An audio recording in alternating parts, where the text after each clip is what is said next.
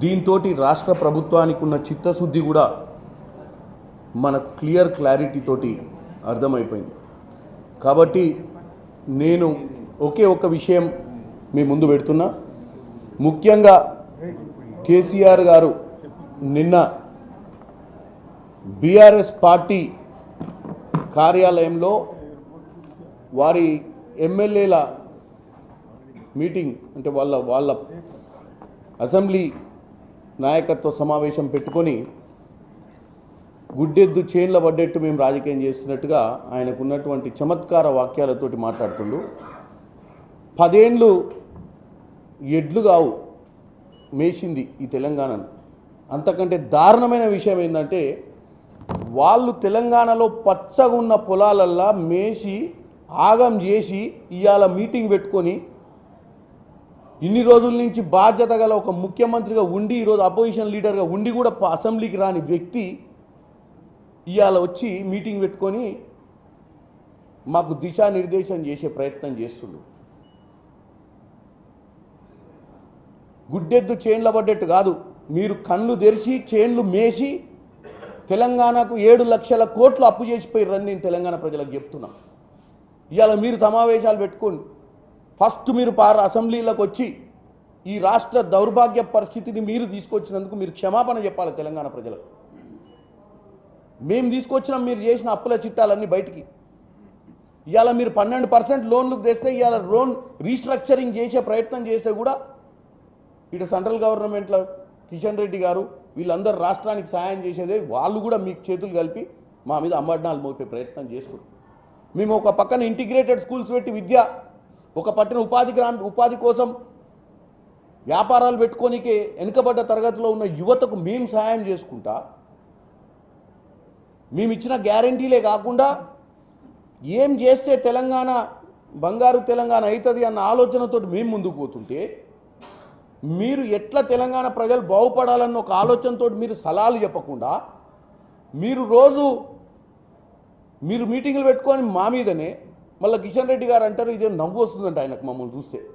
ఏది 1,50,000 కోట్లు మేము లెటర్ రాస్తే తెలంగాణకు 1,50,000 కోట్లు కావాలని లెటర్ రాస్తే ఆయనకు నవ్వు వస్తున్నారు. ఎందుకు నవ్వు వస్తుంది కిషన్ రెడ్డి గారు మీకు?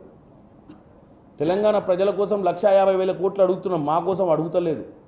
మీరు కూడా తెలంగాణ ప్రజల చేతనే కదా గెలుపొన్నది. ఇలా 3R వద్దా నీకు? మెట్రో వద్దా? 10 ఏళ్ల నుంచి మీరు ప్రభుత్వం నుండి ఒక్క ఇంచు మెట్రో జాగా కదిలేదు. కాంగ్రెస్ ప్రభుత్వంలోనే హైదరాబాద్లో మెట్రో వచ్చింది. మెట్రోను భూస్థాపితం చేసే ప్రయత్నం 10 ఏళ్ల నుంచి మీరు చేసిరు. ఈరోజు మేము అడుగుతున్నాం, ఓల్డ్ సిటీ నుంచి మెట్రో నుంచి అక్కడి నుంచి పోవాల్సిన ప్రయాణికులు ఎయిర్పోర్ట్కి పోనీకే సౌకర్యం కల్పించమంటే మూసీ నది ప్రక్షాళన చేసుకొని మురిక్కాలనే బతకాలనా మనం? చెప్పండి కిషన్ రెడ్డి గారు. 3R వద్దు, రేడియల్ రోడ్లు వద్దు, స్కిల్ యూనివర్సిటీ వద్దు, ఫ్యూచర్ సిటీ వద్దు. మరి ఏం కావాలి మనకు? మనకు ఓట్లు వేసింది ఎవరు? మిమ్మల్ని 2 సార్లు పార్లమెంటుకు అంతకుముందు అసెంబ్లీకి పంపించి మీరు క్యాబినెట్ మినిస్టర్ కావడానికి కారణమైనటువంటి తెలంగాణ ప్రజల కోసం మనం 1,50,000 కోట్లు అడిగే తప్ప